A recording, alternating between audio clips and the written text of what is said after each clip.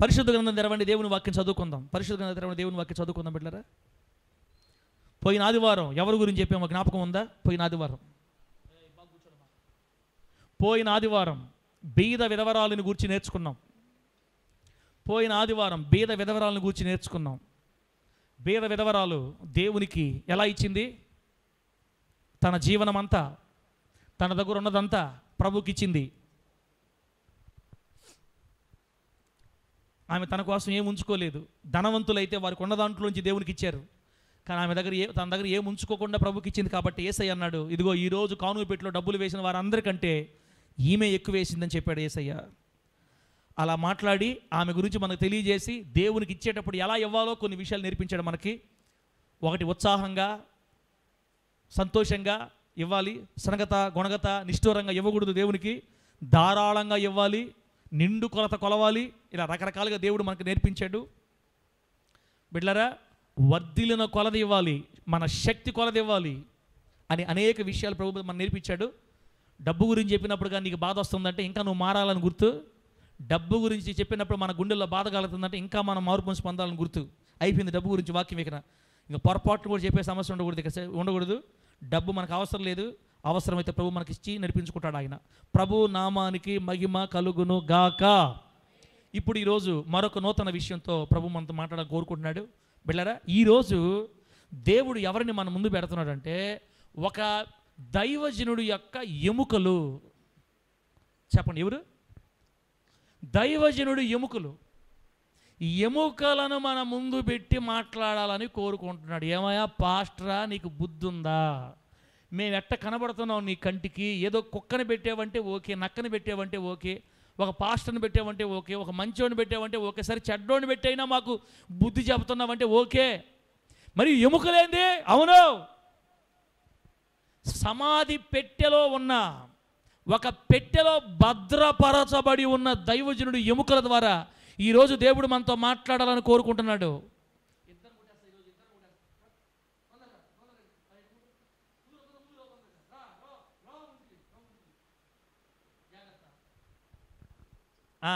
ఒక దైవజనుడి ఎముకల ద్వారా, ప్రభు మనతో మాట్లాడుతున్నాడు. బిడ్డ, ఏం సార్ ఎముకలు కూడా ఉన్నాయా బైబిల్లో? ఇప్పుడు బాగా వినండి. మనలో ఎవరైనా, ఈ కాలంలో ఎవరైనా ఒకవేళ చనిపోయారు అనుకోండి, బిడ్డలారా, చనిపోయారు అనుకోండి, ఎన్ని రోజుల్లో సమాధి చేస్తాం చెప్పండి అక్క? ఇప్పుడు చచ్చిపోయాడు ఒక అన్న, మన సంఘంలో ఒక అన్న చచ్చిపోయాడు. సమాధి ఎప్పుడు చేస్తాం? ఎన్ని రోజుల్లో చేస్తాం మనం? ఈరోజు సాయంత్రం కానీ లేకపోతే రేపు ఉదయం కల్లా ఖచ్చితంగా చేసేస్తాం. కాస్త డబ్బున్న వాళ్ళు అయితే ఐస్ బాక్స్ తెప్పించి వాళ్ళ బంధువులందరూ వచ్చేదాకా 2 రోజులు కానీ 3 రోజులు కానీ ఎక్కువ, మూడో రోజు ఖచ్చితంగా చేసేస్తారు. అప్పటికే బాడీ దెబ్బతినేస్తుంది, వాసన వచ్చేస్తుంది. 3 రోజులు. మన గ్రామాల్లో ఎవరైనా చనిపోతే 3 రోజుల లోపల సమాధి చేస్తారు. ఇంకా అంతకంటే ఎక్కువ ఉంచారంటే జాగ్రత్తలు తీసుకొని జాగ్రత్త చేస్తారు వాళ్ళు. ఇంకా అంతకంటే నాకు తెలిసి మన ప్రాంతాల్లో అంతకంటే ఎక్కువ బెటర్ ఎవరు కూడా. ఇంక పెట్టారంటే అన్ని జాగ్రత్తలు తీసుకుని ఒక 7 రోజులు అట్లా పెడతారు. ఇతర దేశాల్లో చనిపోయిన బాడీలని మన దేశానికి పంపించేటప్పుడు ఒక 3-4 రోజులు పట్టద్ది. అట్లాగే వచ్చేస్తాయి, రాట నేరుగా తీసుకెళ్ళిపోతారు, అంతే, స్మెల్ వచ్చేస్తుంది కాబట్టి. అయితే బైబిల్ గ్రంథంలో ఒక దైవజనుడు చనిపోయిన తర్వాత ఆయన సమాధి ఎప్పుడు జరిగిందో తెలుసా? 470 సంవత్సరాల తర్వాత సమాధి జరిగింది. ఎన్ని సంవత్సరాలు? 470 సంవత్సరాల తర్వాత ఆయన్ని సమాధి చేశారు. అప్పుడు దాకా ఏం చేశారు తెలుసా? ఆయన శరీరానికి సుగంధ ద్రవ్యాలు పూసి, సుగంధ ద్రవ్యాలు అంటే అర్థం ఏంటంటే చెడిపోకుండా ఆయన బాడీని ఒక నీళ్ళల్లో ముంచేసి, ఒక నీళ్ళల్లో ఆ ద్రావకంలో బాడీని పెట్టి చెడిపోకుండా ఒక బాక్స్ లాంటి దాంట్లో ద్రావకం పోసి, ద్రావకంలో ఆయన బాడీని పెట్టి ఆ గాజుని గ్లాస్ సంబంధించిన బాక్స్ లాంటి తీసుకెళ్ళి ఒక పెట్లో పెట్టి ఆ బాడీని భద్రపరిచారు.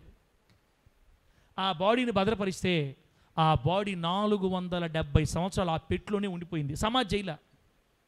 ఎందుకు చేయలేదంటే ఆయనే చెప్పాడు, నన్ను మీరు ఇక్కడ సమాధి చేయొద్దు, నన్ను మీరు చెప్పండి. ఏమన్నాడాక మీరు ఎడ చూస్తున్నారంటే సమాధి, ఎముకలు ఎందుకు మాకు ఈ మధ్య? ఇను మర్యాదగా, ఇను నేర్చుకో. 24 గంటల ఆదాం అబ్రమేనా? కూతురా ఆదాం అబ్రహం పొద్దున లేస్తే కనికరమ్మ ఏంది నా ఈరోజు? నేనేం అనట్లేదు తల్లా. ఇప్పుడు దేవుడు నమ్ముకున్నావు, నువ్వు చర్చికి రావాలా పడలేదా? నీ సొంత పని అంత ఎక్కువైనాయా? ఇప్పుడు కాదు, రేపు ఉంది. చెత్త కొడతారు రేపు నరకంలో పడేసి. అప్పుడు తెలిసేది వీళ్ళకి. కోపం రాదా? ఏం చేద్దాం చెప్పండి? కోపం వచ్చినా బాధ వచ్చినా మీతోనే చెప్పుకోవాలా? ఇప్పుడు అయిపోయిందిలే, పోయింది, అరిగేసాం కదా, అయిపోయింది. వెనకరండి. ఇప్పుడు ఎముకలు, ఆ దైవజనుడు చెప్పాడు, నన్ను మీరు ఇక్కడ సమాధి చేయొద్దు, నన్ను సమాధి ఎక్కడ చేయాలంటే అక్కడ చేయాలా అని. సమాధి ఎక్కడ చేయాలో కూడా చెప్పేశాడు ఆయన. అయితే వీళ్ళందరూ ఇక్కడి నుంచి బయలుదేరి అక్కడికి వెళ్ళడానికి 470 సంవత్సరాలు పట్టింది. అప్పటి వరకు ఆ పెట్టులో ద్రావకంలోనే పెట్టారు ఈయన్ని. వాళ్ళు అక్కడికి వెళ్ళిన తర్వాత అక్కడ ఆయన ఎముకల్ని సమాధి చేశారనమాట. ఎంత ద్రావకంలో పెట్టినా బాడీ కొంతకాలానికి బిడ్డలారా, బాడీ కొంతకాలానికి దెబ్బతినిపోద్ది, చీకిపోద్ది, కుళ్ళిపోద్ది. మొత్తం మీద కుళ్ళిపోయింది. ఎముకలు మాత్రం మిగిలాయి. ఆ ఎముకలు ఆ పెట్టిలో 470 సంవత్సరాలు ఉన్నాయి. అక్కడికి వెళ్ళిన తర్వాత సమాధి చేశారు. ఇంతకీ ఎవరా దైవజనుడు అంటే చూడండి, ఆదికాండం 50వ అధ్యాయం 24వ వచనం నుంచి 26వ వచనం అంతా చదువుతున్నాను చూడండి ఒకసారి. ఆదికాండం 50వ అధ్యాయం 24వ వచనం నుంచి 26వ వచనం వరకు. యోసేపు తన సహోదరులను చూచి, నేను చనిపోవచ్చున్నాను, దేవుడు మిమ్మును నిశ్చయముగా చూడవచ్చి ఈ దేశములో నుండి తాను అబ్రహాము, ఇస్సాకు, యాకోబులతో ప్రమాణం చేసి ఇచ్చిన దేశానికి మిమ్మును తీసుకొని పోవునని చెప్పాను. మరియు యోసేపు, దేవుడు నిశ్చయముగా మిమ్మును చూడవచ్చును, అప్పుడు మీరు నా ఎముకలను ఇక్కడ నుండి తీసుకొని పోవలెను అని చెప్పి ఇశ్రాయేలు కుమారుల చేత ప్రమాణము చేయించుకొనెను. యోసేపు 110 సంవత్సరముల వాడై మృతి పొందెను. వారు సుగంధ ద్రవ్యములతో అతని శవమును సిద్ధపరచి ఐగుప్తు దేశమందు ఒక పెట్టెలో ఉంచిరి. దేంట్లో ఉంచారంట? అతని శరీరాన్ని ఒక పెట్టెలో భద్రపరిచారు. తర్వాత నిర్గమకాండం 13వ అధ్యాయం 19వ వచనం కూడా చదువుదాం. నిర్గమకాండం 13వ అధ్యాయం 19వ వచనాన్ని చదివితే అక్కడేముందో తెలుసా బిడ్డలారా? మరియు మోషే యోసేపు ఎముకలను తీసుకొని వచ్చెను. అతడు దేవుడు నిశ్చయముగా దర్శనమిచ్చును, అప్పుడు మీరు నా ఎముకలను ఇక్కడ నుండి తీసుకొని పోవాలని ఇశ్రాయేలీల చేత రూఢిగా ప్రమాణము చేయించుకొని ఉండెను. అర్థమైందా? అర్థం కాకపోతే నేను చెప్తా. తర్వాత యెహోషువ గ్రంథం 24వ అధ్యాయం చూడండి ఒకసారి. యెహోషువ గ్రంథం చివరి అధ్యాయం 24వ అధ్యాయం 32వ వచనాన్ని మనం చదివితే, యెహోషువ 24:32 మనం చదివితే అక్కడేమో తెలుసా? ఇశ్రాయేలీలు ఐగుప్తులో నుండి తెచ్చిన యోసేపు ఎముకలను చూసారా? ఇశ్రాయేలీలు ఐగుప్తులో నుండి తెచ్చిన యోసేపు ఎముకలను షెకెములో, అనగా యాకోబు 100 వరహాలకు షెకెము తండ్రి అయిన హమోరు కుమారుల యొద్ద కొనిన చేని భాగంలో, అనగా పొలం భాగంలో వారు పాతి పెట్టిరి.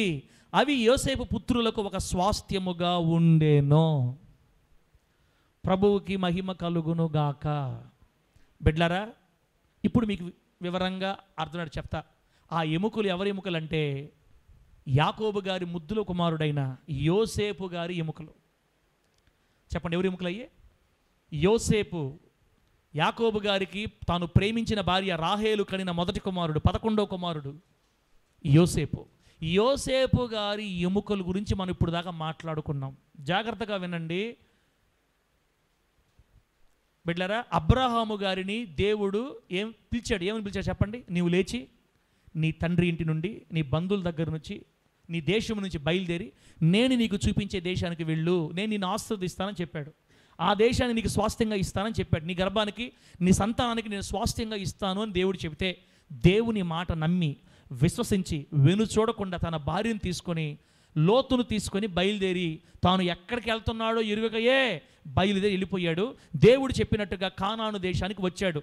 అక్కడ మెసొపొతేమియా దగ్గర ఉన్న ఊరు అనే ఊరు నుంచి బయలుదేరి, అనగా ఇరాక్లో నుంచి బయలుదేరి, నేటి ఇరాక్ అనే ప్రాంతంలో ఊర్ అనే ప్రాంతం ఉందన్నమాట. అక్కడ నుండి బయలుదేరి కానాను దేశం, అనగా ఈ రోజున ఇజ్రాయెల్ దేశం, కానాను దేశానికి వచ్చారు. దేవుడు పొమ్మంటే బయలుదేరాడు, వచ్చాడు. బాగుంది కదా? అబ్రహాము గారి దేవుడు అక్కడికి వచ్చిన తర్వాత ఆశీర్వదించాడు. అబ్రహాము గారికి 2 పిల్లలు పుట్టారు. చెప్పండి, ఎవరు చెప్పండి? 2 కాదు, 3 భార్యలు మొత్తం. అబ్రహాం గారికి 3 భార్యలు. మొదటి భార్య శారా, విశ్వాసులకు తల్లి అయిన శారా. రెండో భార్య కాదు కానీ ఆమె దాసిగా ఉపపత్ని లాంటిది అనమాట. శారా గారి దాసి లేదా సారా గారి దగ్గర దాసిగా ఉన్నటువంటి హాగర్ని తీసుకోండి. శారా గారే ఇచ్చారనమాట, నాకు పిల్లలు పుట్టట్లేదు, ఈమెకు పుడితే నా పిల్లలు అనుకుంటానని హాగర్ని ఇచ్చింది భారీగా తన భర్తకి. అప్పుడు హాగర్కి అబ్రహాముకు ఒక బిడ్డ పుట్టాడు. వాడి పేరు సుబ్బారావా? ఏం కనికరాజు? సుబ్బారావు ఏం కనికరాజు? ఎవరు పుట్టినా సుబ్బారావేనా? అబ్రహాం గారు వింటున్నావా? మండల ఆఫీస్ ఇందిరా గొలవీధి అబ్రహాం గారు వింటున్నావా? వింటుందా? సుబ్బారావు కాదు, హాగర్కి అబ్రహాం గారికి పుట్టిన కుమారుడి పేరు ఇష్మాయేలు. అంటే మొట్టమొదట అబ్రహాం గారికి పుట్టింది ఇష్మాయేల్ అనమాట, ఫస్ట్ పుట్టింది. ఇష్మాయేల్ పుట్టిన తర్వాత దేవుడు మరలా అబ్రహాంతో మాట్లాడి, వీడు కాదు నీకు వారసుడు, వీడు నీకు పుట్టాడు ఓకే, వీడు కాదు నీకు వారసుడు, నేను ఎన్నుకుంది వీడిని కాదు, శారా గర్భంలోంచి వచ్చే బిడ్డనే నేను ఎన్నుకున్నానని 90 సంవత్సరాలు ఆమెకి 100 సంవత్సరాలు అబ్రహాంకి ఉన్నప్పుడు వాళ్ళిద్దరికి ఒక బిడ్డ పుట్టాడు, ఒక బిడ్డ పుట్టాడు. ఆ బిడ్డ పేరు ఇస్సాకు. చెప్పండి ఏం పేరు? ఇదన్నా చెప్పండి తమ్ముళ్ళారా, మీకు దండాలు పెడతా, ఎందుకు ఇంత సీరియస్గా ఉన్నారు ఆయన ఈరోజు? అబ్రహాము శారాలకు దేవుడు అనుగ్రహించిన మొదటి ఏకైక సంతానం. 100 సంవత్సరాల వయసులో, 75 సంవత్సరాల వయసులో ప్రమాణం చేశాడు దేవుడు నీకు బిడ్డనిస్తానని. 100 సంవత్సరాలకి దేవుడు 20 సంవత్సరాల తర్వాత గర్భఫలం ఇచ్చాడు. ఆ బిడ్డ పేరు ఇస్సాకు. బాగానండి. ఇష్మాయేలు అబ్రహాం గారి దగ్గర నుంచి దూరంగా వెళ్ళిపోయి 12 మంది రాజులు ఇష్మాయేల్ నుంచి వచ్చి వాళ్ళందరూ ఇప్పుడు గల్ఫ్ కంట్రీస్ ఇప్పుడున్నారే, Kuwait, Muscat, Yemen, Saudi, Syria, ఇలా దేశాలు ఉన్నాయి కదా, వీళ్ళందరూ వాళ్ళు అనమాట ఇష్మాయేల్ సంతానం వాళ్ళంతా. ఇప్పుడు తర్వాత మళ్ళీ ఎవరు చెప్పండి? ఇస్సాకు. ఈ ఇస్సాకు సరే, ఇస్సాకు అక్కడ పక్కన పెట్టండి. ఇస్సాకు పుట్టిన తర్వాత శారా చనిపోయింది. హాగర్ వెళ్ళిపోయింది, తరివేసింది శారా. ఇప్పుడు భార్య లేరు ఆయనకి, ముసలివాడు అయిపోయిన తర్వాత ఎందుకో మొత్తం మీద ఆయనకి మళ్ళీ చేసుకోవాలనిపించింది, దేవుడు అనుమతి ఇచ్చాడు, 3వ భార్యను చేసుకున్నాడు. ఆమె పేరు కెతూరా అనండి. ఏం పేరు? దేవుడు ఎంత అన్యాయస్తుడంటే అప్పట్లో వాళ్ళకేమో 3 భార్యలు చేసుకునే అవకాశం ఇచ్చాడు, ఇప్పట్లో వాళ్ళకేమో 1 భార్య అంటుండే. మరి ఇంత అన్యాయం ఉండాలా జోసెఫ్ అన్న? ఇంత కొందరు అనుకుంటుంటారు అట్లాగా. దేవుడు మరి ఎంత అన్యాయం అయింది. ఆ రోజుల్లో 2-3 చేసి, అమ్మా అయ్యా, ఒకరిని సాకడానికే ఒకరిని చూసుకోవడానికే కళ్ళు ఈ పక్క తిరుగుతుంటాయి. 3 అయితే దెబ్బకి ఇరువురు బామల ఉంది, నలిగిపోయావా అని, ఇరువురు బామల మధ్యలో నలిగిపోయావా నాయన అని ఇద్దరికే నలిగిపోతుంటారు. ఇంక 3 కానీ అయితే 3 గుద్దులు కుదిరితే నీకు ఒక్క నీళ్లు తాగి, చెరువు నీళ్లు తాగి అడ్రస్ ఉంటారు మనుషులు, దెబ్బకి పోతాడే నా మనిషి. అవన్నీ దేవుడు చూసి వదిలేరా, మీకు ఎందుకు అంత బాధలు, ఒకరు తేగండి అని స్ట్రిక్ట్ రూల్ పెట్టేశాడు. ఇప్పుడు 1 భార్య 1 భర్త అని. సరే, ఆయన వృద్ధాప్యంలో భార్య పెళ్లి చేసుకున్నాడు, కెతూరా. ఆమె ఒక 5-6 మంది కొడుకులను కనింది. వీళ్ళందరూ బిడ్డలారా మిద్యానీయులు ఇలా రకరకాల గోత్రాల వాళ్ళు కెతూరా వంశం అనమాట. వాళ్ళందరూ చెదిరిపోయారు. అయితే కెతూరా సంతానాన్ని, ఇష్మాయేల్ సంతానం లేదా హాగర్ సంతానాన్ని దేవుడు లెక్కలో తీసుకోలేదు, కానీ దేవుడు ఇస్సాకు పక్షం నిలబడ్డాడు. దేవుడికి స్తోత్రం కలుగునుగాక. ఆ ఇస్సాకుకి పెళ్ళయింది. ఇస్సాకు భార్య పేరు ఏం పేరు చెప్పండి? సుబ్రతమ్మ. ఇస్సాకు భార్య పేరు ఏం పేరు? దైవజనురాలైన రెబ్కా, అబ్రహాం గారి బంధువు అనమాట. తన సహోదరుడి బిడ్డకి బిడ్డ రెబ్కాని తీసుకొచ్చి దేవుడు వివాహం చేశాడు ఇస్సాకు గారికి. పెళ్ళైన 20 సంవత్సరాలకి పిల్లలు పుట్టారు. ఒకే కానుపు, ఇక మళ్ళీ పిల్లలు పుట్ల.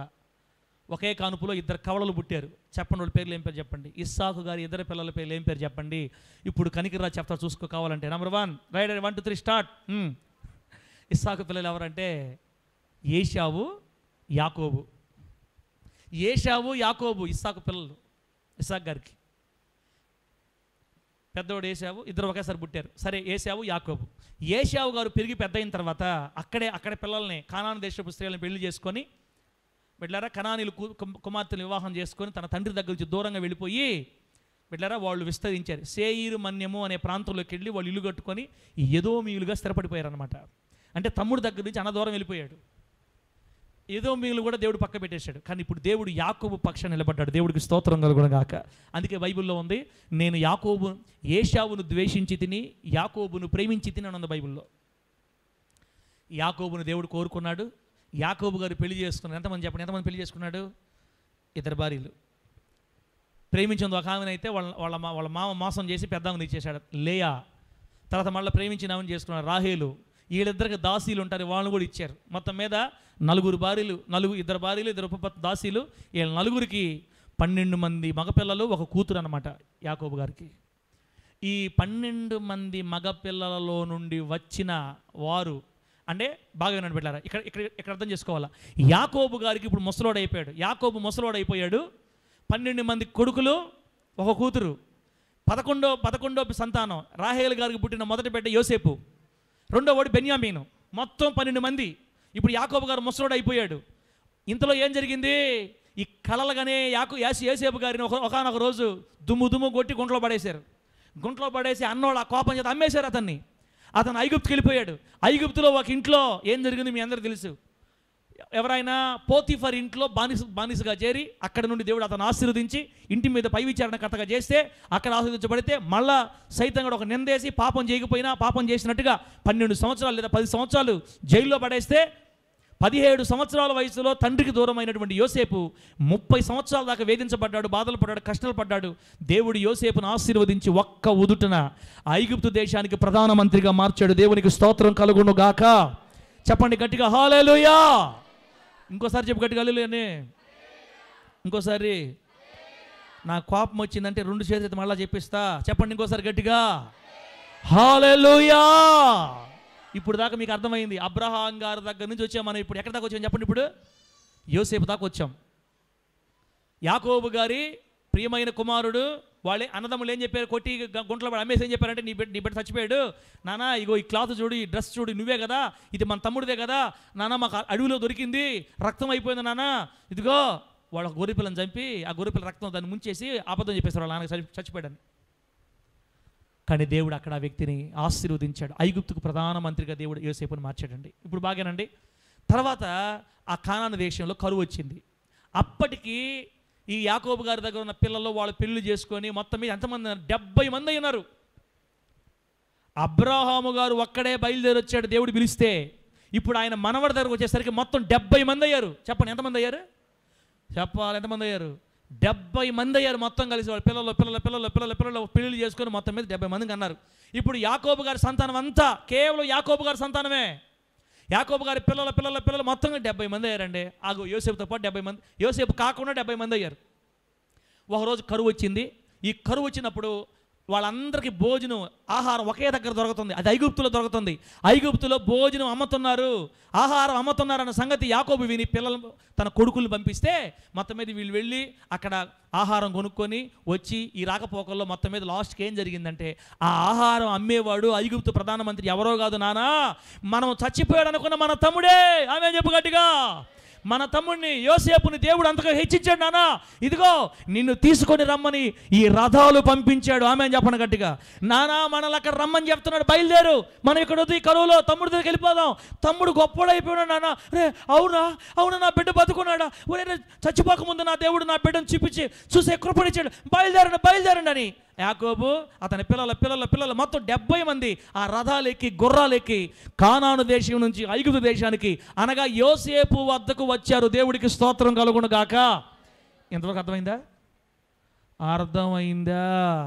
అర్థం కాలేదంటే యేసు నామములో అరటి పండులో మీకు ముందు పెట్టి అర్థమైంది. ఇప్పుడు యోసేపు దగ్గరకు వచ్చారు 70 మంది. యాకోబు అందరూ వచ్చారండి. వీళ్ళందరినీ గురించి ఫరోతో మాట్లాడి గోషేను అనే ప్రాంతంలో వాళ్ళకి ఇళ్ళు లేపించి వాళ్ళకి మొత్తం రెడీ చేశాడు తమ్ముడు.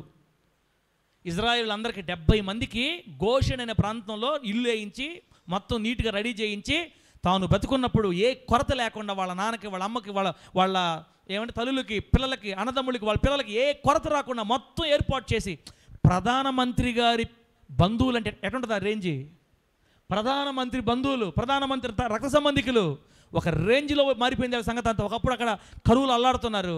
ఇప్పుడు యోసేపు దగ్గరకు వచ్చిన తర్వాత వీళ్ళ రేంజ్ మారిపోయిందండి బిడ్డరా. యాకోబు గారు అక్కడే గోషెన్లోనే చనిపోయారు. ఆయన చనిపోయినప్పుడు యాకోబు గారు ఒక మాట చెప్పారు, రే కుమారుడా యోసేపు, నేను చనిపోబోతున్నాను, నన్ను ఈ ఐగుప్తులు మీరు సమాధి చేయొద్దు. మా నాన్నని మా తాతని ఎక్కడైతే సమాధి చేశారో కొడకా నన్ను అక్కడే నువ్వు సమాధి చేయాలి, ప్రమాణం చేయరాని యోసేపు చేత ప్రమాణం చేయించుకొని చచ్చిపోయాడు. యాకోబు గారు చనిపోయిన తర్వాత వాళ్ళ నాన్న సమాధిని ఐగుప్తులో నుండి బయలుదేరి కానాను దేశానికి వచ్చి శారాని పాతి పెట్టడానికి అబ్రహాము గారు కొన్న స్థలం వెళ్ళారా. శారాని పాతి పెట్టడానికి మరి హెబ్రోనులో వారి దగ్గర మరి బిడ్డలారా ఒక పొలాన్ని కొన్నాడు అన్నమాట, ఒక స్థలాన్ని కొన్నాడు. ఎక్కడైతే ఆ స్థలము గుహను కొన్నాడో సేమ్ శారాని ఎక్కడ పాతి పెట్టారో, అబ్రహాం గారిని ఎక్కడ పాతి పెట్టారో, ఇస్సాకుని ఎక్కడ పాతి పెట్టారో సేమ్ అదే స్థలంలో తన తండ్రిని పాతి పెట్టడానికి తండ్రికి మరి ఫరోన్ గారిని పర్మిషన్ అడిగి గుర్రాలు రథాలు తీసుకొని 100 మంది జనాభా బయలుదేరితే ఆ గుంపు చూసినప్పుడు అనిపిస్తుంది, ఎవరయ్యా ఈయన, ఎవరు ఇంత మహిమకరంగా పోతున్నాడంటే ఇంచుమించు 40 రోజులు ప్రయాణం చేసిపోయి అక్కడ తండ్రి కోరుకున్నట్లుగా కనాను దేశంలో అబ్రహాం గారి సమాధుల దగ్గర పెట్టి అతను సమాధి చేసి మళ్ళీ తిరిగి వచ్చారు. దేవుడికి స్తోత్రం కలుగును గాక. అర్థమైందని గట్టి గడిలో చెప్పండి. ఇంకా మన వాక్యం దగ్గర రాలా, జస్ట్ మీకు అర్థమయ్యేదానికి చెప్తా ఉండా. ఇప్పుడు యాకోబు గారు చనిపోయారు, ఆయన సమాధి చేసేశారు. రాజ లాంఛనాలతో ఏమండి రథాల మీద తీసుకుపోయారు ఆయన శరీరాన్ని, శవాన్ని, పెట్టిని, బాక్స్ని. ఐగుప్తులు కూడా వెళ్ళారు, ఒక గుంపు బయలుదేరింది ఇక్కడ నుంచి 40 రోజుల పాటు వెళ్ళి అక్కడ సమాధి చేసి తిరిగి వచ్చేసారు. ఆ తర్వాత యోసేపు గారు కూడా పెద్దోడైపోయాడు, వాళ్ళ అన్నదమ్ముళ్ళు అందరూ పెద్దోళ్ళు అయిపోయారు, ముసలోళ్ళు అయిపోయారు. ఇప్పుడు యోసేపు గారు కూడా చనిపోయే టైం దగ్గర పడింది. ఎవరన్నా యోసేపు గారు కూడా ఇప్పుడు 110 సంవత్సరాలు వచ్చేసాయి, ముసలోడు అయిపోయాడు. యోసేపు గారికి 2 పిల్లలు, ఎఫ్రాయిము, మనష్షే.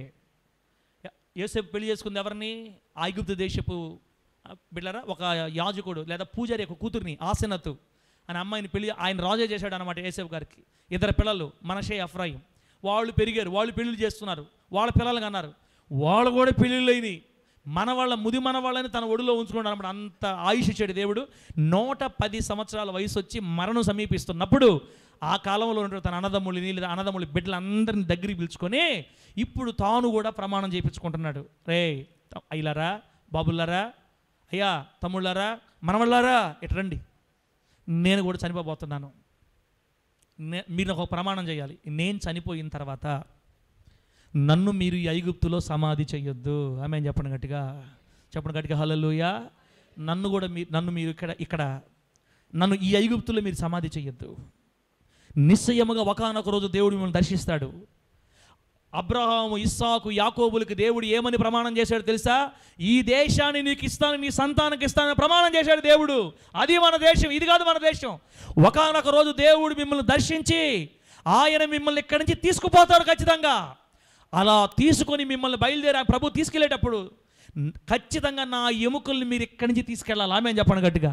నా ఎముకల్ని మీరు ఇక్కడి నుంచి తీసుకెళ్ళి అక్కడ ఆ దేశంలో నన్ను మీరు సమాధి చెయ్యాలి, నన్ను మీరు ఐగుప్తులో సమాధి చెయ్యొద్దు అని వారి చేత ప్రమాణం చేయించుకున్నాడంట. ఇశ్రాయేలు కుమారుల చేత తాను గట్టిగా ప్రమాణం చేయించుకున్నాడు, రూఢిగా ప్రమాణం చేయించుకున్నాడు. అలాగేనయ్యా, అలాగే అంకుల్, అలాగే తాతగారు, ఖచ్చితంగా మేము ఇక్కడి నుంచి. దేవుడు వారిని బహుగా విస్తరింపజేశాడు ఇశ్రాయేలీయుల్ని. గోషేను దేశంలో ఉన్న ఇశ్రాయేలులు విరివిగా, ఒక్క మాట చెప్పాలి, బైబిల్ ఏం రాయబడింది తెలుసా? ఐగుప్తీలేమో అంతకంతకు తగ్గిపోతున్నారంట, ఇశ్రాయేలులు అంతకంతకు విస్తరించారు. ఐగుప్తు దేశంలో ఇప్పుడు ఐగుప్తీల కంటే ఇశ్రాయేలే ఎక్కువ పెరిగిపోయారమ్మా. ఒక్క మాట చెప్పాలంటే 30 లక్షల మందిగా విస్తరించారు. హల్లెలూయా అనండి. ఎంతమంది అయ్యారు? 70 మందిని దేవుడు 430 సంవత్సరాలలో 30 లక్షల మందిగా దేవుడు ఆశీర్వదించాడండి. అదే కాలంలో మన మోషే గారు పుట్టారు. మోషే గారిని దేవుడు సీనాయి పర్వతం దగ్గర గొర్రెలు మేపుకుంటుంటే మాట్లాడి, నువ్వు వెళ్ళాలా, నువ్వు తీసుకురావాలా, నా ప్రజలందరినీ నేను ప్రమాణం చేసిన కానాను దేశం తీసుకురావాలి పా అని మోషే గారు పిలిపించి ఐగుప్తు దేశానికి మోషే గారు వచ్చారు. వచ్చి ఇజ్రాయేల్ అందరి కొరకు 10 అద్భుతాలు దేవుడు చేశాడు ఫరో ముందు. ఈ 10 అద్భుతాల ద్వారా అతలాకుతలం అయిపోయింది. ఐగుప్తు అంతా ఎండిపోయింది, కప్పలమయం అయిపోయింది. దెబ్బకి ఒప్పుకొని విడిచిపెట్టేసి వెళ్ళిపోండి మీరు ఇక్కడి నుంచి అని చెప్తే 430 సంవత్సరాలు బానిసత్వం తర్వాత బిడ్డలారా మోషే గారు వాళ్ళని తీసుకొని ఐగుప్తులో ప్రయాణం చేసి 40 సంవత్సరాలు మొత్తం కలిపితే 430, ఇదొక 40, 470 సంవత్సరాలుగా యోసేపు గారి ఎముకలు ఆ పెట్టిలోనే ఉండిపోయాయి. దేవుడికి స్తోత్రం కలుగును గాక. వారు ఐగుప్తులో నుంచి బయలుదేరేటప్పుడు యోసేపు ఎముకలను తీసుకొని బయలుదేరింది ఎవరో తెలుసా? దైవజనుడైన మోషే. దైవజనుడు మోషే గారు ఆ ఫరోకు చెప్పి ఆ పెట్టెలో ఉన్నటువంటి ఆ యోసేపు గారి ఎముకలు ఇంక పెట్టి తీసుకోకుండా ఆ పెట్టి ఓపెన్ చేసి ఆ ఎముకలన్నిటిని కట్టగట్టి ఒక దాంట్లో ఒక చిన్న బాక్సులో భద్రపరిచి ఆ బాక్స్ తీసుకొని మోషే గారే సాక్షాత్తు యోసేపు గారి ఎముకలు తీసుకొని ఆయనకి ఇచ్చిన ప్రమాణం ప్రకారం అక్కడ సమాధి చేయడానికి యోసేపు గారి ఎముకల్ని మోషే గారు తీసుకొని బయలుదేరాడు. దేవుడికి స్తోత్రం కలుగునుగాక. చెప్పండి గట్టిగా హల్లెలూయా. యెహోషువ గారి కాలం అంటే మోషే గారు చనిపోయారు. ఇప్పుడు యెహోషువ గారు ఇప్పుడు కానాను దేశంలో ప్రవేశించారు, యుద్ధాలు చేశారు. దేవుడు ఆ దేశమంతటిని మొదట యెరికో మీద యుద్ధం చేశారు, గెలిచారు. హాయి మీద గెలిచారు. ఇలా ఒక్కొక్క ఊరు మొత్తం గెలుచుకుంటా ఇజ్రాయెల్ దేశం అంతా జయించేశారు. ఇప్పుడు వారు స్థిరపడ్డారు, ఇల్లు కట్టుకున్నారు. అంతలో గుర్తొచ్చింది వాళ్ళకి వాళ్ళు తీసుకొచ్చిన ఎముకలు. యోసేపు గారి ఎముకలు జ్ఞాపకం వచ్చాయి. అప్పుడు ఇశ్రాయేలు ఏం చేశారంటే యోసేపు గారి ఎముకలను తీసుకెళ్ళి ఎక్కడ పాతిపెట్టారో తెలుసా? మరి యాకోబు గారు కూతుర్ని చెరిచి పాడు చేశాడే, ఎవరు చెప్పండి? షెకెం, హమోరు కుమారుడని షెకెం. ఆ ఊరి పేరు షెకెమే, ఆ అబ్బాయి పేరు కూడా షెకెమే. ఏ షెకెము పట్టణం ముందైతే వాళ్ళు ఇల్లు కట్టించుకొని పొలాలు మరి స్థలం కొని, యాకోబు గారు ఒక స్థలం కొన్నాడు, అక్కడ ఇల్లు కట్టించుకున్నాడు, పశువులకు పాకలు వేయించాడు. సుక్కోత్ అనే ప్రాంతం. ఆ షెకెం అనే ఊరిలో యాకోబు గారు ఎక్కడైతే స్థలం కొన్నాడో ఆ స్థలములో యోసేపు గారి సమాధి జరిగింది. ఆ ఎముకల్ని సమాధి చేశారు. అంటే యోసేపు గారిని భూస్థాపితం చేసింది 470 సంవత్సరాల తర్వాత. గట్టిగా చెప్పండి హల్లెలూయా. చెప్పండి గట్టిగా హల్లెలూయా. ఇదండి యోసేపు గారి ఎముకల చరిత్ర. ఇది దైవజనుడైన యోసేపు గారి ఎముకల చరిత్ర. ఆయనకి ఇష్టం లేదు అక్కడ సమాధి చేయబట్టాం. 470 సంవత్సరాలకు పెట్టెలో భద్రపరిచి దైవజనుడు మోషే గారు ఎముకలు తీసుకొని వస్తే ఆయన చనిపోయిన తర్వాత అక్కడి నుంచి ఆయన దగ్గర యెహోషువ గారు తీసుకొని, ఆయన చనిపోయిన తర్వాత అక్కడి నుంచి ఇజ్రాయేల్ తీసుకొని తమ నాన్న యోసేపు గారు నాన్న యాకోబు గారు కొన్న స్థలంలో కొన్న ప్రాంతంలో షెకెము దగ్గర యోసేపు గారు ఎముకల్ని సమాధి చేయడం జరిగింది. అయితే ఈరోజు మనకు దేవుడు వెళ్ళారా, ఈరోజు దేవుడు కానాను దేశంలో సమాధి చేయబడినటువంటి యోసేపు గారి ఎముకలు 470 సంవత్సరాలు ఇశ్రాయేలుతోనే ఉన్నాయి, ఇశ్రాయేలీల మధ్యలోనే ఉన్నాయి. ఐగుప్తు దేశంలో 430 సంవత్సరాలు వాళ్ళకి ఆ ఎముకలు కనబడతానే ఉన్నాయి. వారు ఉదయాన్ని లేచినప్పుడు అటు పోతా యేసు వారి పెట్టిని చూస్తారు, బాడీ ఉన్న పెట్టిని చూస్తారు. అదిగో మా దైవజనుడు, మా పితరుడు, మా నాయకుడు, మావాడు యోసేపు గారి ఇప్పుడు ఎముకలు ఉన్నాయి. దాంట్లో 430 సంవత్సరాలు వారికి ఆ ఎముకలు కనబడతానే ఉన్నాయి. అంటే 430 సంవత్సరాలు ఆ ఎముకలు వారిని బలపరుస్తున్నాయి, వారితో కొన్ని విషయాలు మాట్లాడుతున్నాయి, వారికి కొన్ని జ్ఞాపకం చేస్తున్నాయి. ఆ ఎముకలు చూసినప్పుడల్లా కొన్ని గుర్తులు వాళ్ళకి జ్ఞాపకం వస్తున్నాయి, గుర్తుకొస్తున్నాయి. 430 సంవత్సరాలుగా ఇశ్రాయేలుతో ఎముకలు మాట్లాడుతూ ఉన్నాయి. అరణ్య యాత్రలో 40 సంవత్సరాలు మోషే గారి చేతిలో ఉన్న ఎముకలు వాళ్ళతో కూడా మాట్లాడుతూ ఉన్నాయి. ఆ ఎముకలు వాళ్ళకి ఎన్నో విషయాలు మాట్లాడాయి, ధైర్యపరిచాయి. ఆ ఎముకలు వారికి బోధించాయి. యోసేపు గారి ఎముకలు వారికి ఎన్నో విషయాలు తెలియచేసాయి. ఆ రోజు ఆ ఇశ్రాయేలీలతో మాట్లాడిన ఆ యోసేపు గారి ఎముకలే ఈరోజు ఆత్మీయ ఇశ్రాయేలీలుగా ఉన్న మనతో కూడా మాట్లాడుతున్నాయి. ఆమేన్ చెప్పండి గట్టిగా, చెప్పండి గట్టిగా హల్లెలూయా. ఈ ఎముకలు ఈరోజు మనకు కొన్ని విషయాలు నేర్పిస్తున్నాయండి. యోసేపు గారి ఎముకలు మనకి కొన్ని ఆత్మీయ సత్యాలు నేర్పిస్తున్నాయి. యోసేపు గారి ఎముకలు ఈరోజు మనకు కొన్ని విషయాలు నేర్పిస్తున్నాయి. ఆ రోజు బిడ్డలారా ఇశ్రాయేలీలకు కొన్ని విషయాలు నేర్పించాయి. మీకు అర్థమవుతుందా? 430 సంవత్సరాలు ఐగుప్తు దేశంలో పెట్టెలో ఉన్న ఎముకలు. ఇశ్రాయేలీల ఎముకలను చూసిన ప్రతిసారి వాళ్ళకి జ్ఞాపకాలు వస్తున్నాయి, గుర్తు వస్తున్నాయి. యోసేపు గారు బతుకున్న రోజులు జ్ఞాపకం వస్తున్నాయి. ఆ ఎముకలను చూసినప్పుడల్లా వాళ్ళు కొన్ని విషయాలు జ్ఞాపకం చేసుకుంటున్నారు. మనవాళ్ళకి చెప్తున్నారు, ఇదిగో మనవడా, ఇదిగో ఆ పెట్టెలో మన యోసేపు గారి ఎముకలు ఉన్నాయి. ఆయన ఒకప్పుడు మన నాయకుడు, ఆయన ద్వారా మనం ఈ స్థితిలో ఉన్నాం. మన తాత యాకోబు గారి 11వ కుమారుడు, ఈ ఊరికి నాయకుడు. ఇట్లా చెప్పుకునేవాళ్ళండి, జ్ఞాపకం చేసుకునేవాళ్ళు. 430 సంవత్సరాలు వారిని పలకరిస్తూ ఉన్న ఎముకలు. అరణ్య యాత్ర 40 సంవత్సరాలు అందరినీ పలకరించాయి, ఎన్నో విషయాలు మాట్లాడాయి. ఆ ఎండిన ఎముకలే ఈరోజు మన ముందు నిలబడి మనకు కూడా కొన్ని విషయాలు తెలియచేస్తున్నాయి. ఆ యోసేపు గారి ఎండిన ఎముకల ద్వారా దేవుడు మనకేమి నేర్పిస్తున్నాడో కొన్ని విషయాలు నేర్చుకొని ప్రార్థన చేసుకుందాం. దేవుడు ఈ మాటలు మనకు ఆశీర్వాదకరంగా మార్చును గాక. చెప్పండి గట్టిగా హల్లెలూయా. చిన్న పల్లవి పడదాం తల్లే. ఆ తేనికన్నా కింద ఇంకో పాట చూడతలే, పాట పెట్టు. అమ్మ ఎవరు ఎముకలమ్మా ఈరోజు మనం చెప్పిన దేవుడు? కరుణక్క. ఎవరి ఎముకలు కరుణక్క? ఎవరో ఒకరులే కానీ అంటారా? వాక్ వినేటప్పుడు మొఖాలు ఎట్టుండాలా? వాక్ వినేటప్పుడు ఇంతవరకు మీకు ఎప్పుడన్నా విన్నారా ఈ సంగతి? ఇంతవరకు మీరు ఎప్పుడు వినలా? అబ్రాహాం ఆదాం తప్ప ఇంక మనకేం తెలియదు. ప్రభు మనల్ని ప్రేమించి అనేక విషయాలు తెలియజేసేటప్పుడు ఎట్లుండాలి బిడ్డ, గుర్తుపెట్టుకోబలే మనమా. ఇక మీదట మీరు ఎక్కడ విన్నా ఎముకలు మాట్లాడుతున్నాయి, ఒక దైవజుడు ఎముకలు అనగానే టక్కన అవి యోసేపు ఎముకలు అని చెప్పాలా. ఎముకల గురించి బైబిల్లో 3 దగ్గర రాయబడి ఉంది. ఎముకల గురించి 3 దగ్గరలో, 1 యోసేపు ఎముకలు, 2 సమాధిలో ఉన్న ఎలీషా పాస్టర్ గారి ఎముకలు, ఆ ఎముకలు తగిలిన శవం లేచిందంతే. 3వది యెహెజ్కేలు గారికి వచ్చిన దర్శనంలో ఒక లోయలో ఎండిన ఎముకలు, ఎండిన ఎముకలతో నిండిన లోయలలో. అదే పెడతాను, నువ్వు పాడబెట్టు, నేను మంత్రం ఎత్తానులే. పరిచర్య చేయుటకు అని పాడాం కదా. నీ వాక్యము చిన్న పల్లవ పాట. తముడా చప్పలు పడదాం. గౌరీ యోసేపు గారి ఎముకల గురించి బైబిల్లో ఉంది, ఎలీషా పాస్టర్ గారి ఎముకల గురించి బైబిల్లో ఉంది. ఎండిన ఎముకలు ఇవి గుర్తుపెట్టుకోవాలి మనం. స్తోత్ర హల్లెలూయా గ్లోరీ.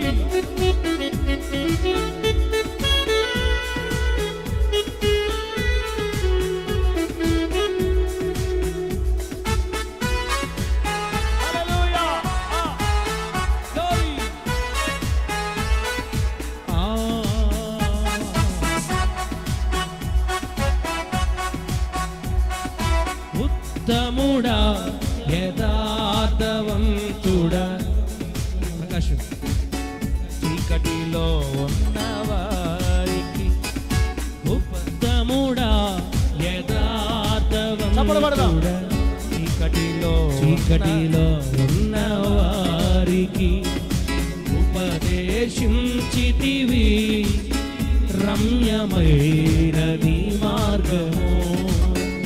యోసేపు గారు ఎముకలు మనకు బోధిస్తున్నాయి ఈరోజు. ఉత్తముడా యథార్థవంతుడా చీకటిలో ఉన్నవారికి ఉపదేశించితివి రమ్యమైన నీ మార్గము.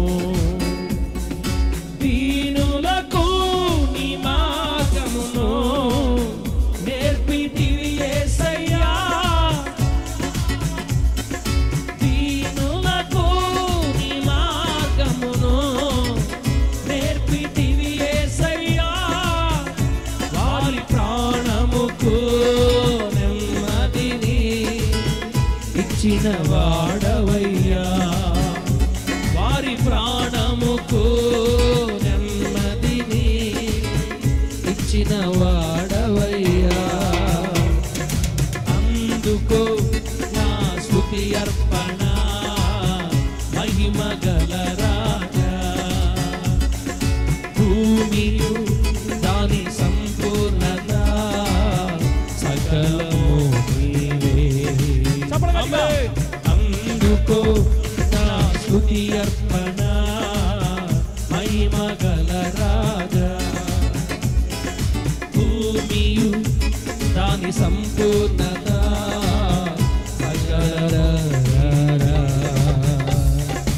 ఉత్తముడా యథార్థవంతుడా చీకటిలో ఉన్నవారికి ఉపదేశించితివి రమ్యమైన నీ మార్గము. హల్లెలూయా హల్లెలూయా. ఆపవయ్యా అంటున్నారు కదా, ఆపవయ్యా 1 గంట అయింది సాలుగా. నువ్వు మనం వాక్యం స్టార్ట్ చేసి 45 నిమిషాలు అయింది, కానీ టైం 1 గంట అయింది. 5 నిమిషాలు ఆపకపోతే సరేలే, మాకు తెలుసులే పాస్టర్ గారు నువ్వు ఎప్పుడు ఆపుతామని. బిడ్డలారా 5-10 నిమిషాల లోపల యోసేపు గారి ఎముకలు, పెట్టిలో ఉన్న ఎముకలు 430 సంవత్సరాలు ఇశ్రాయేలుతో ఏం మాట్లాడాయో ఇప్పుడు నేను చెప్తా. మనతో కూడా అయ్యా మాట్లాడుతున్నాయి. నెంబర్ 1, ఆ యోసేపు గారి ఎముకలు ఈరోజు ఏం మాట్లాడుతున్నాయంటే, 1, భూమిపై మన జీవితం తాత్కాలికం. చెప్పండి, భూమిపై మన జీవితం. ఆ ఎముకలు చెప్తున్నాయి ఈ మాట. ఒరే నాయన ఈ ఏదో అది కావాలి ఇది కావాలి ఇది సంపాదించే డబ్బు వెండి ఎందుకురా అయ్యా అయిలారా, భూమిపై మన జీవితం తాత్కాలికం. ఏదో ఒకరోజు నీ ఎముకలు కూడా నా ఎముకల్లాగా మారిపోతాయి. భూమి మీద నరుల జీవితం నీడ వంటిది అని రాయబడింది బైబిల్లో. తల్లే మన జీవితం భూమి మీద ఎట్లాంటిది? నీడ, అలా కనబడి అలా వెళ్ళిపోద్ది అంతే. ఇక్కడున్న నీడ ఇంకొంచెం అక్కడికి వెళ్ళిపోద్ది. జరిగిపోయినట్టుగా, నీడ జరిగిపోయినట్టుగా ఒకానొక రోజు మనం భూమి మీద జరిగిపోతాం. రాలిపోయే పువ్వు లాంటి జీవితం, వాడిపోయే గడ్డి లాంటి జీవితం, తాత్కాలిక జీవితం భూమి మీద మనకి. ఇది మనకు శాశ్వతం కాదు. యోసేపు గారి ఎముకలు చెప్తున్నాయి మనకి, ఏదో ఉందని, ఏదో కావాలని, ఏదో అనుభవించాలి, ఏదో పొందుకోవాలి అనుకోవద్దు బిడ్డ. బ్రతికినంతకాలం నమ్మకంగా దేవుని కోసం బ్రతుకు నువ్వు. నేను ఎలాగైతే యెహోవా దేవుని కొరకు బ్రతికానో, యోసేపు ఎముకలు చెప్తున్నాయి మనకి, మేము ఎలాగైతే ప్రభు కోసం బ్రతికామో మీరు కూడా ప్రభు కోసం బ్రతకండి. ఈ భూమి మీద మీ జీవితం తాత్కాలికం అని. రెండో పాయింట్, ఈ భూమి మీద మనం యాత్రికులం, పరదేశులం అని చెప్తున్నాయి ఆ ఎముకలు. ఎవరన్నా మనం భూమి మీద యాత్రికులు అంటే ఏం చెప్పండి? యాత్రికులం అంటే యాత్ర చేస్తున్నాం, ఈ ఊరు నుంచి ఇంకో ఊరికి, ఒక దగ్గర స్థిరంగా ఉండలేం. యాత్రికులు అంటే ఇక్కడి నుంచి అక్కడికే తిరిగేవాళ్ళు, లేదా యాత్రకు వచ్చిన వాళ్ళు అన్నమాట. టూర్కి ఒక ఊరికి పోతే, టూర్కి ఒక ఊరికి పోయామనుకోండి, మీకు ఒక మాట, రేపు మనం ఇజ్రాయెల్ దేశం లేదా యెరూషలేంకి పోతాం. మన ఊరే ఊరు నెల్లూరు, మనం పోయింది ఎక్కడికి? యెరూషలేంకి. ఖచ్చితంగా ఒక వారం తర్వాత మళ్ళీ మనం మర్యాదగా మన ఊరు రావాలి. మనం అక్కడ యాత్రగా పోయాం. ఆ ఊరిలో ఉండేవాళ్ళు మనల్ని ఏమనుకుంటారంటే టూరిస్టులు అనుకుంటారు. టూరిస్ట్ అంటే యాత్రికులు, కొంతకాలం వచ్చారు, చూస్తున్నారు, వీళ్ళు మళ్ళీ వారంకి వెళ్ళిపోతారులే. ఆ ఎముకలు ఏం చెప్తున్నాయంటే, న్యాయాధిపతి విశ్వాసులారా, మీరు భూమి మీద యాత్రికులు. మీరు ఎక్కడి నుంచో ఇక్కడికి వచ్చారు, మళ్ళీ అక్కడికి వెళ్ళిపోతారు. మీరు ఇక్కడ శాశ్వతం కాదు మీకు, మీరు యాత్రికులు. ఈ దేశం మీరు కొత్త, మీరు పరదేశులు. ఇది మీకు కొత్త దేశం, ఇక్కడ మీరు ఉండరు, వెళ్ళిపోతారు. మళ్ళీ 70 సంవత్సరాల తర్వాత మళ్ళీ ఈ ఊరిని మనం వదిలిపెట్టి ఎక్కడి నుంచి వచ్చామో అక్కడికి వెళ్ళిపోవాలి. యోసేపు గారి ఎముకలు చెప్తున్నాయి అక్క, ఓ అక్క, యోసేపు గారి ఎముకలు చెప్తున్నాయి మనకి ఈరోజు, మీరు భూమి మీద యాత్రికులు, పరదేశులు. దేన్ని ప్రేమించొద్దు, దేనికోసం ఎక్కువ కోరుకోవద్దు బిడ్డారా. మూడోది ఆ యోసేపు గారి ఎముకలు ఏం చెప్తున్నాయంటే, మనది ఈ దేశం కాదు, మనది కొత్త దేశం, నూతన దేశం.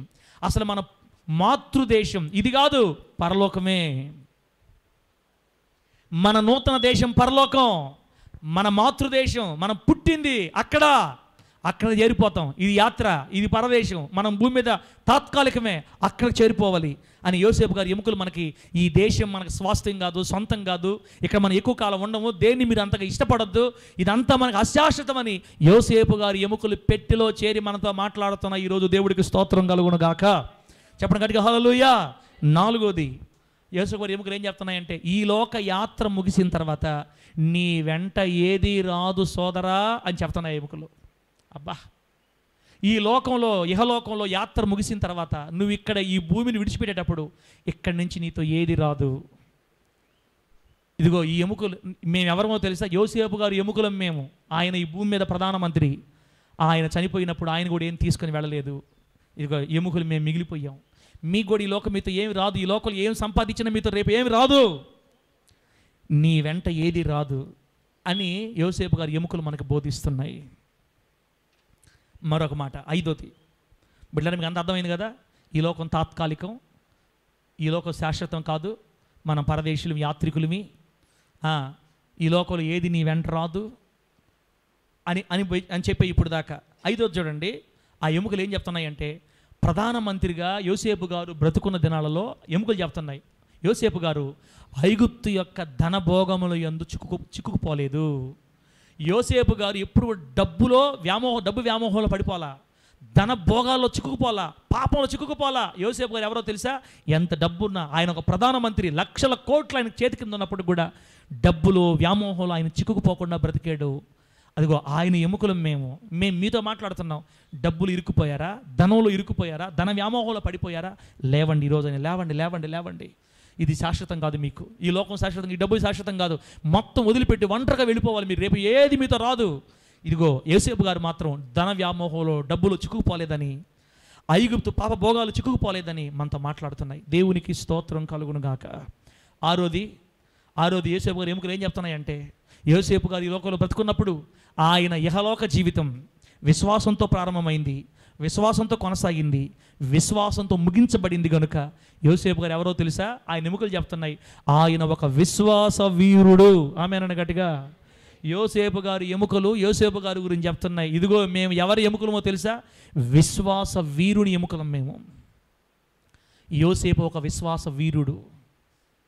దేవుని యందు ఏ రోజు కూడా విశ్వాసం కోల్పోలేదు. ఆయన్ని కొట్టి గుంట్లో వేసినప్పుడు విశ్వాసం కోల్పోలా, ఆయన్ని తీసుకెళ్లి చెరసాల్లో 10 సంవత్సరాలు వేసినప్పుడు ఆయన విశ్వాసం కోల్పోలా, తిండి లేక బట్టలు లేక చెరసాల ఖైదీ బట్టలు వేసుకుని ఏడుపుతో ఉన్నప్పుడు ఆయన విశ్వాసం కోల్పోలా, నాన్నకు దూరంగా అన్నదమ్ములకు దూరంగా వెలివేయబడ్డప్పుడు ఆయన విశ్వాసం కోల్పోలా, ఆయనకి ఉద్యోగం వచ్చినప్పుడు విశ్వాసం కోల్పోలా, ప్రధానమంత్రి అయినప్పుడు విశ్వాసం కోల్పోలా, డబ్బు వెండి బంగారం ఆయన ఏమాత్రం దేవుని దూరం చేయలేదు. ఆయన విశ్వాస వీరుడు. మీ సంగతి ఏంటి అని సమాధిలో ఆయన ఏమంటే పెట్టెలో ఉన్నటువంటి యోసేపు గారి ఎముకలు మనల్ని మాట్లాడుతున్నాయి, మనతో మాట్లాడుతున్నాయి. ఏడోది, యోసేపు గారి ఎముకలు ఏం మాట్లాడుతున్నాయంటే లోకములో దేవుని బిడ్డలకు వచ్చే శ్రమలను గూర్చి యోసేపు ఎముకలు మాట్లాడుతున్నాయంట. ఇదిగో మా దైవజనుడు లేదా మేము ఎవరి ఎముకలమో ఈయన బతుకున్నప్పుడు ఎన్ని శ్రమలు పడ్డాడో, ఎన్ని కష్టాలు పడ్డాడో, తండ్రికి దూరం అయిపోయాడు, అన్నదమ్ముల చేత కొట్టబడ్డాడు, గాయపరచబడ్డాడు, అమ్మివేయబడ్డాడు, ఒంటరి అయిపోయాడు, ఎన్నో రాత్రులు ఏడ్చుకున్నాడు, ఈయన ఎన్నో శ్రమలు పడ్డాడు మా దైవజనుడు. ఆయన ఎముకలం మేము. ఇదిగో విశ్వాసులారా, లోకంలో మీకు శ్రమలు కలుగుతాయి, ఈయన వలె మీరు ధైర్యం తెచ్చుకోండి, యోసేపు గారిలో మీరు నిలబడండి, యోసేపు గారి వలె మీరు ఓర్చుకోండి, విశ్వాసాన్ని వదలొద్దు, కష్టపడి శ్రమపడి నిలబడండి. ఈ లోకంలో శ్రమలు ఎక్కువ కాలం ఉండవు. దేవుడికి స్తోత్రం కలుగును గాక. చెప్పండి గట్టిగా హల్లెలూయా. ఏం మాట్లాడట్లా మీరు? ఏమైనా అర్థమవుతుందా? తూ బాత్ కర్తే హై క్యా సమజ్ హై అర్థమవుతుందమ్మా? నువ్వు ముందు ఆపరా నాయన, తర్వాత సమాజ్ హై కానీ అంటారా? యోసేపు గారు ఎముకలు మాట్లాడుతున్నాయి మనతో. యోసేపు గారు ఎముకలు మాట్లాడుతున్నాయి. ఇదిగో ఈ లోకంలో మీకు శ్రమలు కలుగుతాయి. మా దైవజనుడు కూడా మేము ఎవరి ఎముకలమో ఆయన ఈ లోకంలో ఎన్నో కష్టాలు భరించాడు. కానీ మీకు మంచి మాట చెప్తా వినండి, ఈ లోకంలో శ్రమలు తాత్కాలికం. ఆమేన్ చెప్పండి గట్టిగా. ఆ తాత్కాలిక శ్రమలు మీ మీదకి వచ్చినప్పుడు కృంగిపోకుండా మీరు నిలబడండి యోసేపు గారిలాగా అని ఆ పెట్టెలో ఉన్న ఎముకలు ఈరోజు మనతో మాట్లాడుతున్నాయి. అర్థమైందా? అర్థం కాలేదా? మర్యాదగా చెప్పండి. అర్థమైంది? అర్థం కాలేదా? ఎంత బాగా కళ్ళు మూసుకుంటున్నారు. మిమ్మల్ని దేవుడు దీవించును గాక. మీ యేసు రక్తం మీ శరీరాల మీద యేసు రక్తం పోయును గాక నాయన. తండ్రి అయిపోయింది, ప్రార్థన చేసుకుందాం. ఇక్కడ యోసేపు గారి ఎముకలు ఎన్నో విషయాలు చెప్పాయి. ఇప్పటికి 8వ సంగతి చెప్తున్నా. యోసేపు గారి ఎముకలు ఏం చెప్తున్నాయంటే మనతో భయపడవద్దు. ఆమేన్ చెప్పండి గట్టిగా. ఏం పడద్దు? జైల్లో వేసారని, అన్నదమ్ములు కొట్టారని, అందరూ వదిలేశారని, అప్పులని, బాధలని, ఎవరు లేరని, మమ్మల్ని ఎవరు పట్టించుకోవట్లేదని, ఒంటరి అయిపోయామని భయపడద్దు. మా దైవజనుడు మేము ఎవరి ఎముకలమో ఆయన ఒంటరి అయిపోయినప్పుడు భయపడలా, కష్టాల్లో భయపడలా, శ్రమల్లో భయపడలా, దేవుణ్ణి బట్టి ధైర్యం తెచ్చుకున్నాడు మా దైవజనుడు. మీరు కూడా ధైర్యం తెచ్చుకోండి. భయపడద్దు, మీరు భయపడద్దు, నిరాశ చెందవద్దు, సహనం కోల్పోవద్దు. ఐగుప్తు దేశంలో మీరు పడుతున్న ఈ కష్టాలు, ఈ శ్రమలు తాత్కాలికమే, కొంచెం కాలమే. మిమ్మల్ని దేవుడు మరలా తీసుకొని వెళ్తాడు. మీరు చనిపోయినప్పుడు నిత్య జీవానికి వెళ్తారు. మీరు అక్కడ ఏ ఇబ్బందులు ఉండవు, ఏ బాధలు ఉండవు. ఇశ్రాయేలీయులారా, ఐగుప్తులో మీరు అనుభవిస్తున్న ఈ శ్రమలు తాత్కాలికమే. దేవుడు చూస్తున్నాడు మిమ్మల్ని. మీరు నిరాశపడొద్దు, భయపడొద్దు, సహనం కోల్పోవద్దు, ధైర్యంగా ఉండండి. ఈ శ్రమలు మీకు తాత్కాలికమని. అబ్బా, ఆ పెట్టెలో వాళ్ళు చూస్తున్న ఎముకలు ఎప్పుడు వారితో మాట్లాడుతూనే ఉన్నాయి. ఆ ఎముకలు వారికి ధైర్యాన్ని ఇస్తున్నాయి, నిరీక్షణ ఇస్తున్నాయి, ఓర్పును కలుగు చేస్తున్నాయండి. అబ్బా, ఏమయ్యా ఇశ్రాయేల్ పాస్టరా, బైబిల్లో ఈ మాటలు ఎక్కడైనా ఉన్నాయా? యోసేపు ఎముకలు మాట్లాడాయి, కల్లో వాళ్ళ దగ్గర ఎముకలు వచ్చినాయి, మాట్లాడినాయి, వాళ్ళు ఎన్నారు. ఎందుకు లేనిపోని మాటలు చెప్తావు నువ్వు? నిజమా కాదా మనం మాట్లాడుకుంది? ఒక ఆయన ఎన్నో శ్రమలు పడి ఐగుప్తు ప్రధానమంత్రి అయ్యి చనిపోయి ఆయన ఎముకలు అక్కడ ఉన్నాయి. ఆ ఎముకల్ని వీరు చూసినప్పుడల్లా జ్ఞాపకం వస్తుంది వీళ్ళకి. మనం ఏదో ఒక రోజు ఇక్కడ నుంచి మన దేవుడు మనకి అక్కడ తీసుకొని వెళ్తాడు. మనం ఎప్పుడు ఇక్కడ ఉన్నాం అక్కడికి వెళ్ళిపోతాం ఖచ్చితంగా మన ఊరికి. ఆల్రెడీ ఇదిగో దైవజనుడు చెప్పాడు మనకి, యోసేపు గారు చెప్పున్నారు, నిశ్చయముగా దేవుడు మిమ్మల్ని చూస్తాడు, మిమ్మల్ని తీసుకొని వెళ్తాడు, అప్పుడు నా ఎముకలు మీరు ఇక్కడి నుంచి తీసుకొని వెళ్ళండి అని చెప్పాడు. కాబట్టి ఖచ్చితంగా దేవుడు మనల్ని ఒకరోజు దర్శిస్తాడని వాళ్ళు భయపడకుండా, నిరాశ పడకుండా, వాళ్ళ కష్టాల్లో, శ్రమల్లో ధైర్యం తెచ్చుకుంటున్నారు, ఓపిక తెచ్చుకుంటున్నారు, ఓర్పు తెచ్చుకుంటున్నారు. దానికి కారణం వారి కళ్ళ ముందు కనబడుతున్న యోసేపు గారి ఎముకలు. బిడ్డలారా, ఇప్పుడు నేను మీకు 13 చెప్పా, టైం లేదని టకటక చెప్పేశా. 12ది ఆ యోసేపు గారి ఎముకలు ఏమంటున్నాయంటే, దేవుడు మిమ్మల్ని మర్చిపోలేదు, మిమ్మల్ని జ్ఞాపకం చేసుకో ఉన్నాడు. మేము ఇంకా ఇక్కడే ఉన్నామంటే ఖచ్చితంగా మిమ్మల్ని జ్ఞాపకం చేసుకుంటాం. మీరు మిమ్మల్ని మర్చిపోవాలా, దేవుడు ఆల్రెడీ దేవుడు చెప్పాడు కదా మిమ్మల్ని జ్ఞాపకం చేసుకుంటాడని. మీరు కుంగిపోవద్దు, ఖచ్చితంగా దేవుడు మిమ్మల్ని జ్ఞాపకం చేసుకుంటాడు. మమ్మల్ని బట్టి అయినా దేవుడు ఇక్కడికి వస్తాడు. మేము ఇక్కడి నుంచి ఆ దేశంకి వెళ్ళాలి, మమ్మల్ని తీసుకుని అక్కడ సమాధి చేయాలి. మీరు దిగులు పడద్దు, నిరాశ పడద్దు, మిమ్మల్ని దేవుడు మర్చిపోలేదు. వాగ్దానము చేసిన దేవుడు నమ్మదగిన వాడు. ఆమె చెప్పండి గట్టిగా. 14వ 13వ వాగ్దానం చేసిన దేవుడు నమ్మదగిన వాడని యోసేపు గారి ఎముకలు అనుక్షణం ఇశ్రాయేలీయుల్ని బలపరుస్తూ ఉన్నాయి. లాస్ట్ మాట పెట్టారా, ప్రార్థన చేసుకుందాం. లాస్ట్ మాట, ఇదిగో ఇశ్రాయేలీయులకైతే ఎండిపోయిన, మరి యోసేపు గారి ఎముకలు మాట్లాడే ఇశ్రాయేలుతో ఈరోజు మనతో యోసేపు గారి ఎముకలతో పాటు ఏం మాట్లాడుతుందో తెలుసా? ఖాళీగా ఉన్న యేసుక్రీస్తు వారి సమాధి కూడా మనతో మాట్లాడుతుంది. ఆమె చెప్పండి గట్టిగా. ఇశ్రాయేలుకైతే యోసేపు గారి ఎముకలు, మనకైతే నూతన నిబంధన సంఘానికైతే ఈ ఖాళీగా ఉన్న యేసుక్రీస్తు వారి సమాధి మనతో మాట్లాడుతుంది. 470 సంవత్సరాలు ఎముకలే వాళ్ళు అంత ధైర్యపరిస్తే 2000 సంవత్సరాలుగా ఖాళీగా ఉన్న సమాధి మనల్ని ధైర్యపరుస్తుంది. ఒకానొక రోజు మన సమాధులు కూడా ఖాళీ అయిపోతాయి యేసునామంలో. మనం సమాధుల్లో ఉండము, ఒకరోజు లేచి జీవము గల దేవుని లోకానికి లేదా పరలోక పట్టణానికి, యేసయ్య నివాస స్థలానికి మనందరం ఎగిరి వెళ్ళిపోతాం. మన నిత్య నివాసం అదని ఈరోజు మనకి యేసయ్య సమాధి మనకు ధైర్యం ఇస్తుంది, మాట్లాడుతుంది, ధైర్యపరుస్తుంది. అలాగే యోసేపు గారి ఎముకలు కూడా మనల్ని ధైర్యపరుస్తున్నాయి. ఈరోజు ఒక తీర్మానం చేసుకొని, ప్రభువా నువ్వు మాతో మాట్లాడావు అయ్యా, మమ్మల్ని యోసేపు గారి ఎముకలతో ధైర్యపరిచావు. దిగులు పడద్దు, కష్టపడద్దు, శ్రమ పడద్దు, నిరాశ చెందొద్దు, సహనం కోల్పోవద్దు. దేవుడు చూస్తున్నాడు. ఈ లోకం అశాశ్వతం, ఇది తాత్కాలికం, మనం వెళ్ళిపోవాలి ఇక్కడ నుంచి, ఇది యాత్ర, ఇది పరదేశం అని యోసేపు గారి ఎముకలు వారిని ఎన్ని విధాలుగా ధైర్యపరిచాయో మాతో కూడా నువ్వు మాట్లాడావు. ఆ ఎముకలు చెప్పిన సందేశాన్ని జ్ఞాపకం పెట్టుకొని లోకాన్ని, లోకంలో ఉన్న వాటిని ప్రేమించకుండా నిన్ను ప్రేమించి నీ రాజ్యం కొరకు సిద్ధపడతామని తీర్మానం చేసుకుంటాం ప్రభు అని ప్రార్థన చేసుకొని తీర్మానం చేసుకుందాం. దేవుడి మాటలు మనకు ఆశీర్వాదకరంగా మార్చి వర్ధిల్ల చేయునుగాక. ఆమేన్. కళ్ళు